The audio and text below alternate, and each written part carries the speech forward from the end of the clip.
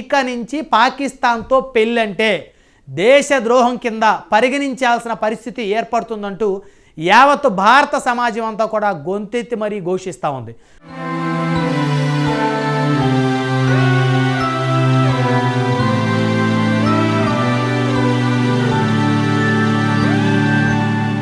పాకిస్తానీలు అత్యంత ప్రమాదకరమైనటువంటి దేశం అది, ఉగ్రవాదాన్ని పెంచి పోషిస్తున్నటువంటి దేశం అది. కాబట్టి ఆ దేశానికి చెందినటువంటి వ్యక్తులతోటి వివాహ సంబంధాలు కూడా మన భారతదేశానికి మంచిది కాదు.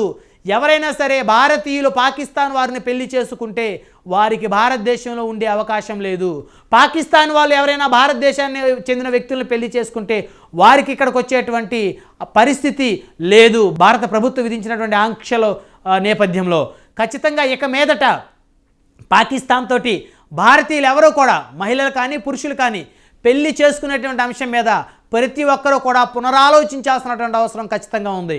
ఎప్పుడో 70 సంవత్సరాల క్రితం భారత్ పాకిస్తాన్ విడిపోయినప్పటికీ కూడా మరి పాకిస్తాన్కి చెందినటువంటి కొంతమంది బంధువులు భారతదేశానికి చెందినటువంటి వారితోటి ఇంకా అదే విధమైన బంధుత్వాన్ని కొనసాగించడం అయితే మరి